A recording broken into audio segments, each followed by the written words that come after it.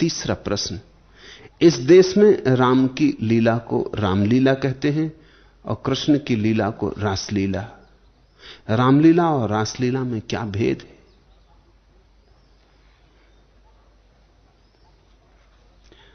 रामलीला में राम महत्वपूर्ण है, रासलीला में कोई महत्वपूर्ण नहीं। रामलीला राम का चरित्र है, राम की गरिमा है। वहां राम मध्य में केंद्र पर है। मर्यादा, अनुशासन, धर्म, संस्कार, संस्कृति, इन सब से घिरे बीच में खड़े। कृष्ण की लीला में कृष्ण नहीं है,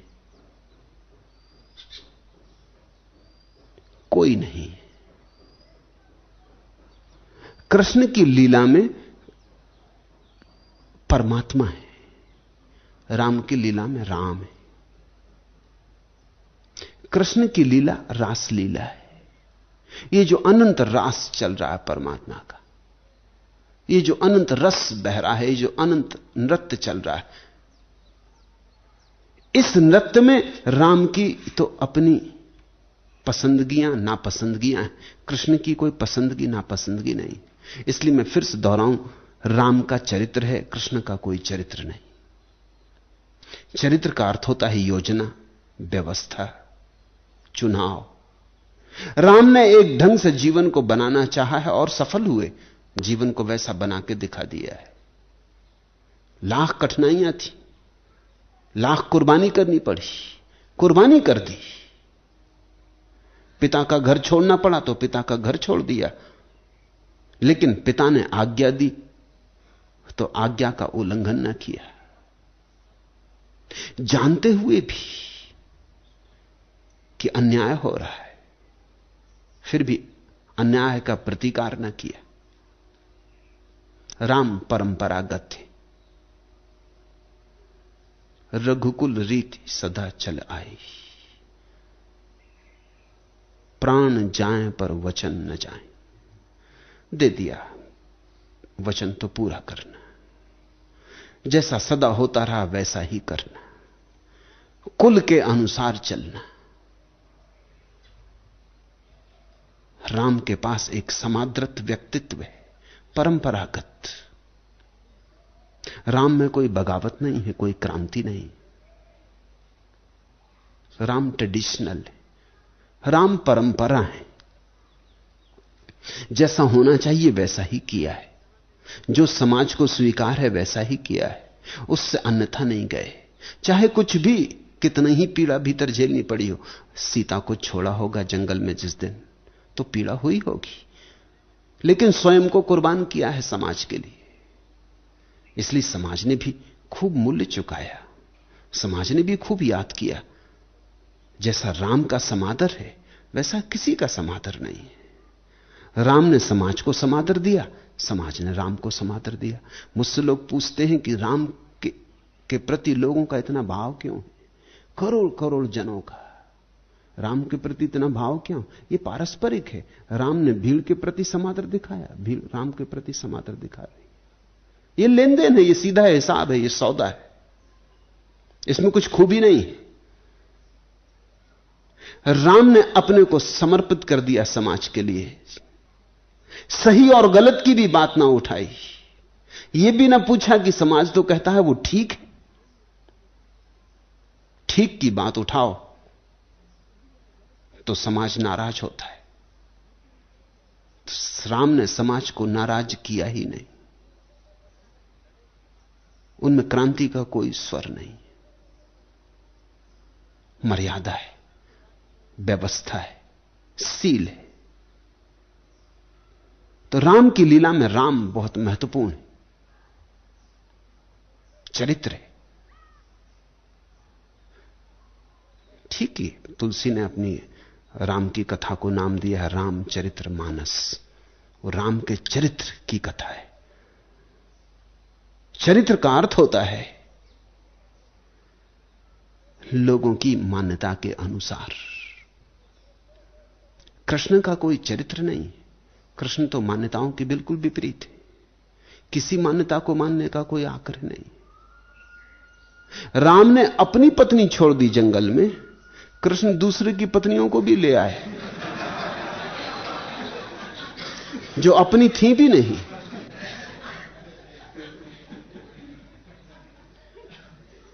तो समाज इसको क्षमा तो कर नहीं सकता।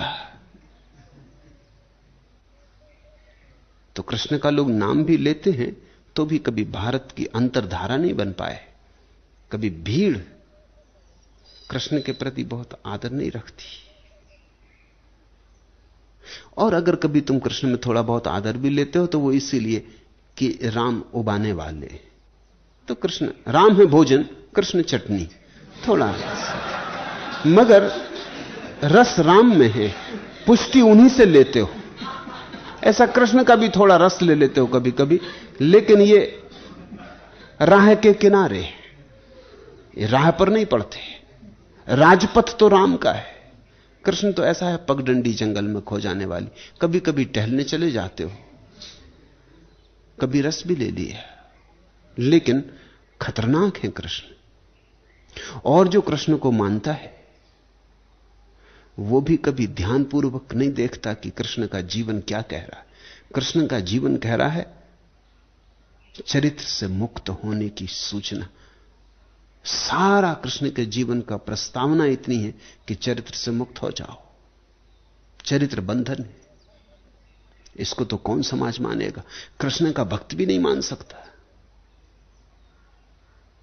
वो तो तुम कृष्ण की पूजा कर लेते हो घर में मोर मुकुट बांध के और सब, लेकिन अगर तुम्हें कृष्ण अगर आ जाएं एक दिन अचानक तो तुम एकदम घबरा जाओगे। राम आएंगे तो तुम बिल्कुल स्वागत कर लोगे, पैर पे गिर पड़ोगे। कृष्ण आ जाएंगे तो तुम थोड़े दिग्भ्रमित हो जाओगे। किम कर्तव्य विमूढ़ के अब क्या करना, इस आदमी को घर में ले चलना कि नहीं, क्योंकि तुम्हारी पत्नी को लेके भाग जाए।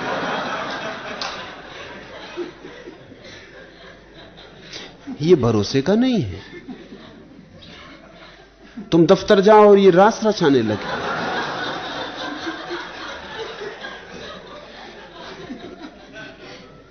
एक मूर्ति बना के पूजा कर लेना एक बात है, लेकिन तुम थोड़ा सोचो, कृष्ण तुम्हारे घर आ जाए तो तुम ठहरा सकोगे?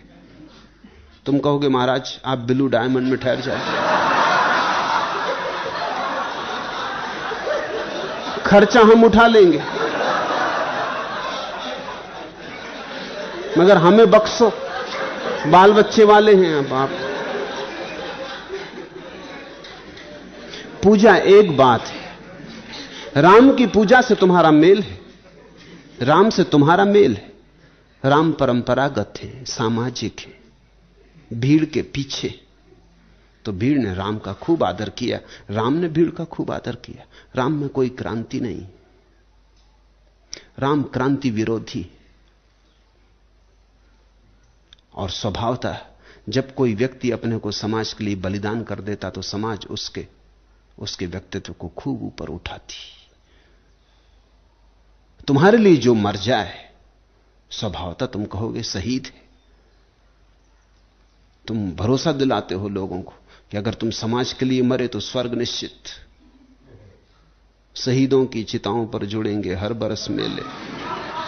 तुम घबराओ मत, मर जाओ, हम मेला चलाते रहेंगे, कुंभ मेला भर देंगे तुम्हारी चिता पर सदियों सदियों तक।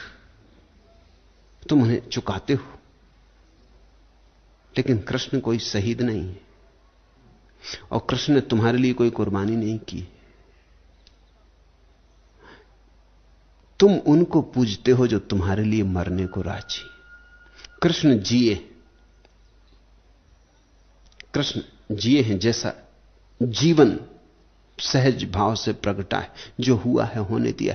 तुम्हारी दो कोणे की धारणाओं का कोई मूल्य नहीं माना है, तुम्हारी सब धारणाएं तोड़ दी। तुम्हारी धारणा तुम्हारी है, कृष्ण उसके लिए झुके नहीं। तुम्हारी लकीर पर चलने के लिए कृष्ण राजी नहीं हुए। अमर्याद है उनकी लीला, व्यक्ति की लीला नहीं, उनकी लीला प्रभु लीला है, वो रास लीला है। दो ही बातें हैं, या तो कृष्ण लंपट है, या तो कृष्ण अपराधी है, और या कृष्ण स्वयं परमात्मा है। दो के बीच में तुम कहीं नहीं रख सकते उनको। राम बीच में, निश्चित ही बुरे तो हैं ही नहीं, लेकिन तुम ठीक परमात्मा की जगह भी नहीं रख सकते। इसलिए हिंदुओं ने कभी पूर्ण अवतार नहीं कहा, कह भी नहीं सकते, क्योंकि पूर्ण अवतार हमारी धारणाओं को मानकर चलेगा। पूर्ण की कोई सीमा होती, पूर्ण पर कोई हम अपना ढांचा बिठा सकेंगे? पूर्ण तो बहेगा बाढ़ की तरह, हमें तोड़ देगा। पूर्ण कोई नहर थोड़ी है, बाढ़ आई गंगा है। राम तो नहर है, सरकारी नहर।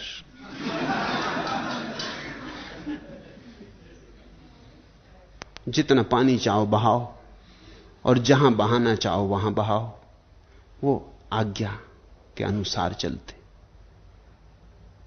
सरकार भी प्रसन्न, समाज भी प्रसन्न, व्यवस्था स्थिति स्थापक है। जो व्यवस्थित है, जिसके हाथ में स्वार्थ है, निस्वार्थ है, उसके पक्ष में, वो कोई भी हो। तो राम की तो अस्मिता है। राम अहंकार के पार नहीं, क्योंकि अहंकार के अगर पार हो तो कौन मान के चले, किसकी मान के चले? अहंकार के जो पार हो उसका कैसा चरित्र होगा? बिंदु ही नहीं, केंद्र ही नहीं, तो उसके आसपास चरित्र का चाक कैसे चलाओगे? उसकी कील ही टूट गई तो चाक कैसे चलेगा? कृष्ण अहंकार शून्य है, अपूर्व है, बहुत पार के है, बहुत दूर है। तुम जब तक अपनी क्षुद्र धारणाओं से मुक्त न हो, चरित्र की, शुभ की, अशुभ की, द्वंद्व की, द्वैत की, जब तक तुम्हारी तार्किक धारणा न छूटे, जब तक तुम जीवन जैसा है उसको वैसा ही न देखने को समर्थ हो जाओ, तब तक कृष्ण तुम्हारी पकड़ में ना आए। इसलिए कृष्ण की लीला को रासलीला कहा है। वो परमात्मा की लीला है, वो अबूझ है, रहस्यमय है। राम बिल्कुल बूझ के भीतर है। राम बिल्कुल गणित और तर्क की तरह साफ सुथरे।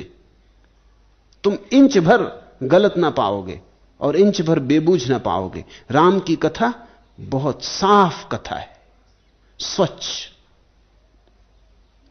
धुआं बिल्कुल नहीं। कृष्ण की कथा बड़ी रहस्यपूर्ण है, सब उलझा उलझा है। कृष्ण की कथा तो जैसे परमात्मा की छोटी सी झलक है। तुम परमात्मा को देखो, परमात्मा में तुम्हें कोई चरित्र दिखाई पड़ता है? अगर परमात्मा में चरित्र हो तो बुरे आदमी दुनिया में जीने ही नहीं चाहिए। एक सूफी फकीर बायजीद हुआ, उसके गांव में एक बड़ा दुष्ट आदमी था। सारा गांव उससे परेशान था, और फकीरों को तो वो खास तौर से सताता था। एक दिन बायजीद ने रात प्रार्थना की कि हे प्रभु, किसी चीज की सीमा होती।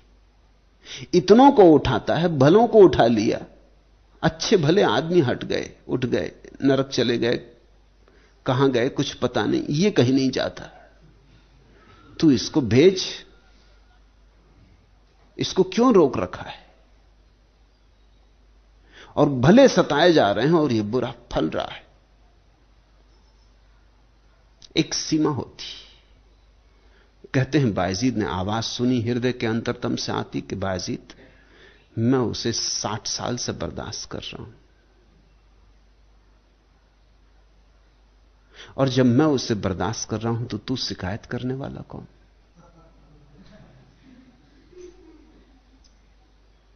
तू भी उसे स्वीकार कर।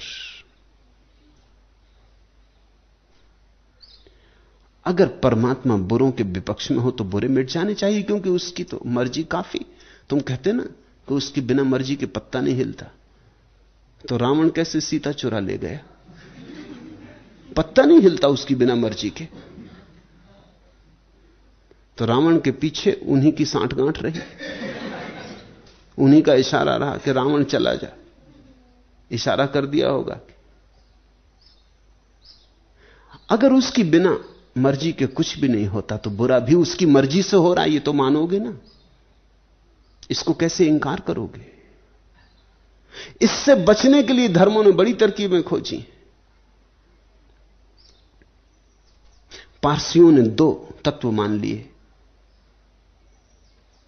एक शुभ का तत्व परमात्मा, एक अशुभ का तत्व वो परमात्मा का विरोधी। वो कर रहा है बुरे काम, लेकिन वो जो परमात्मा का विरोधी तत्व है वो परमात्मा की बिना मर्जी के है, तो परमात्मा की सर्वशक्तिमत्ता खत्म हो गई। ये कोई तरकीब हुई बचने की? ईसाई कहते हैं ये जो बुरा काम हो रहा है ये शैतान कर रहा है, यही मुसलमान कहते हैं कि बुरा काम शैतान कर रहा है और भले काम परमात्मा कर रहा है। अगर तुमने चोरी की तो ये शैतान ने तुम्हारे दिमाग में रख दिया, मगर शैतान को किसने इस अस्तित्व में रखा है? चलो ये भी मान लो कि शैतान ने तुम्हारे दिमाग में रख दिया, उन्होंने ये दफ्तर उनके हाथ में छोड़ दिया होगा, लेकिन शैतान को किसने इस अस्तित्व में रख दिया है? शैतान को रखा जाना चाहिए, परमात्मा की खोपड़ी में यह किसने रख दिया है? तुम इससे भाग ना सकोगे। कहीं तो तुम्हें परमात्मा की आत्यंतिक जिम्मेवारी स्वीकार करनी पड़ेगी। तुम्हें यह मानना ही पड़ेगा कि किसी न किसी अर्थ में या तो परमात्मा सर्वशक्तिमान नहीं है, उसकी शक्ति सीमित है, और अगर उसकी शक्ति सीमित है तो पूजा इत्यादि बंद करो।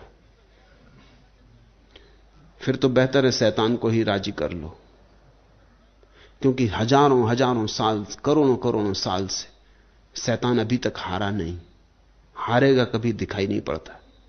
और दुनिया में राम को मानने, परमात्मा को मानने वाला तो एक चलता होगा, शैतान को मानने वाले करोड़ों, उसके अनुयायी ज्यादा हैं निश्चित।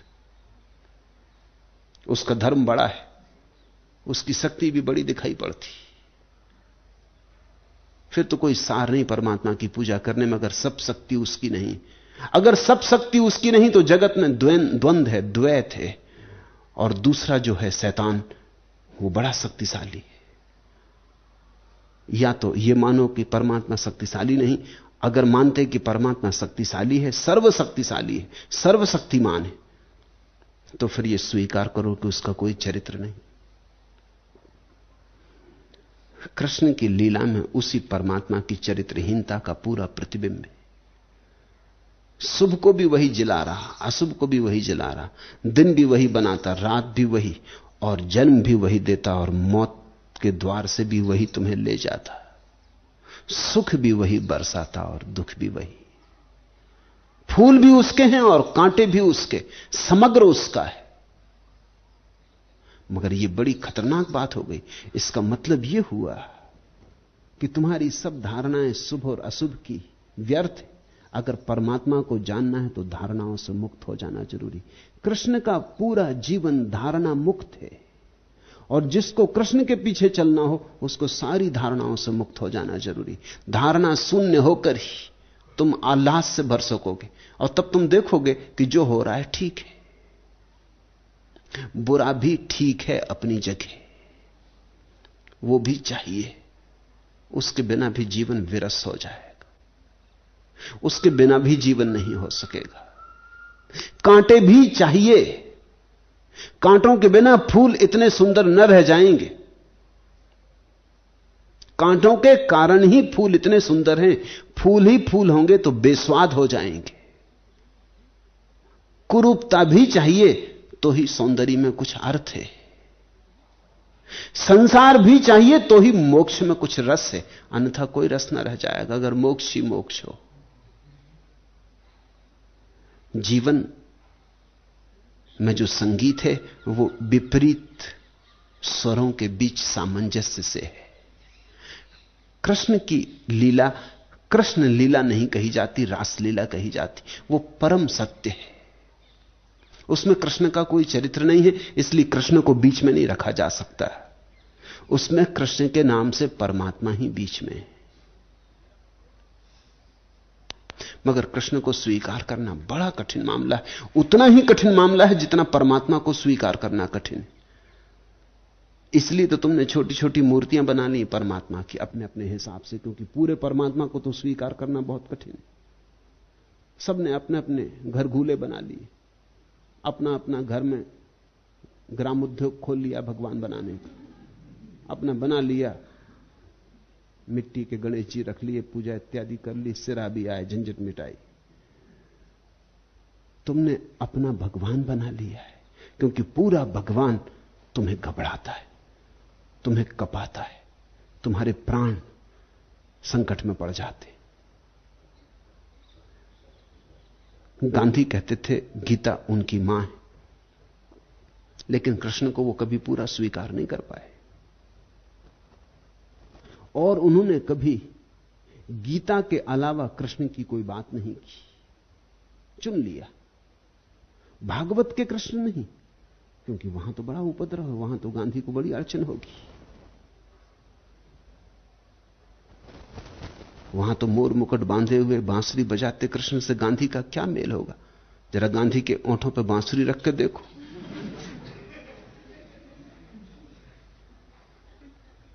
तो तुम खुद ही कहोगे कि आप कृपा कर बांसुरी वापस करिए।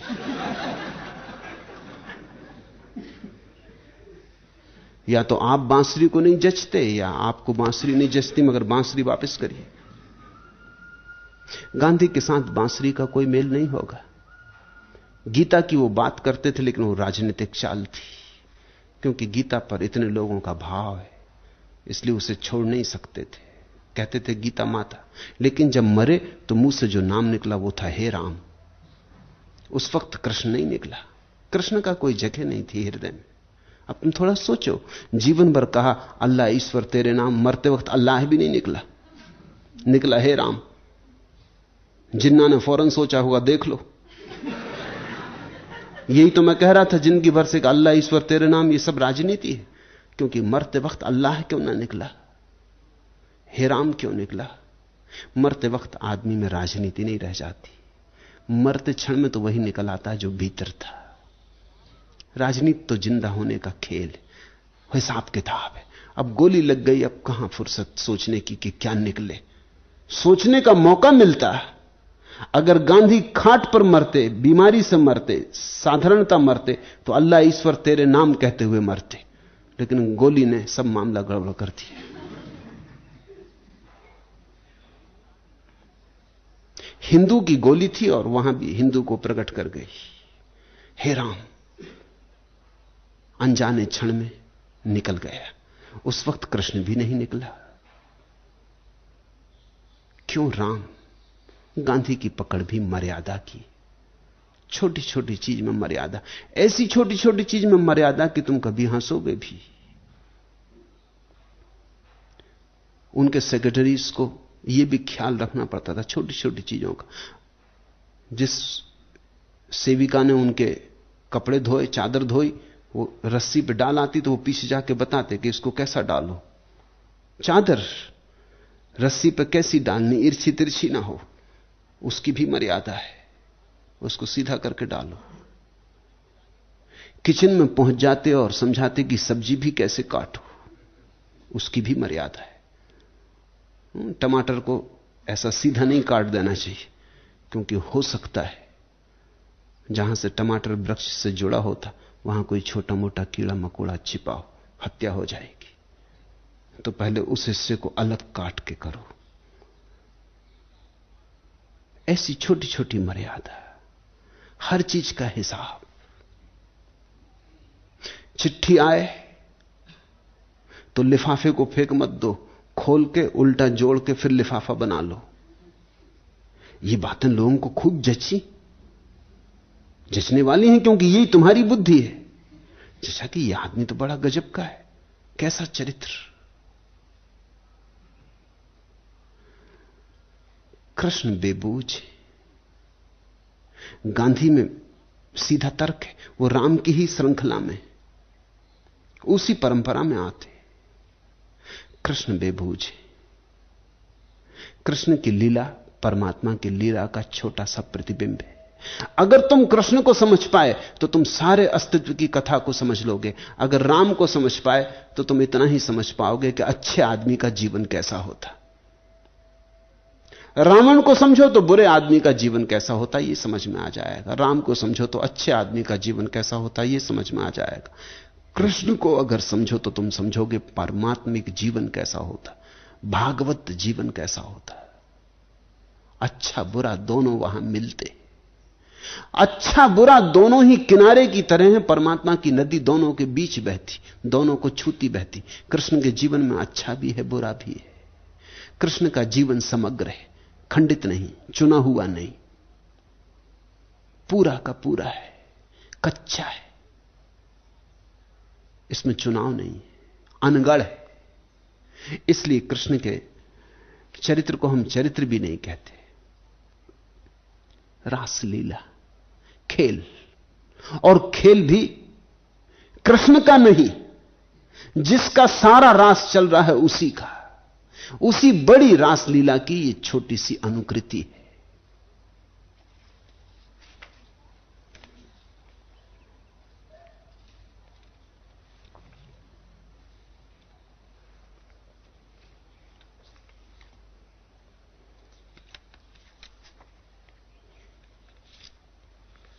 आखिरी प्रश्न,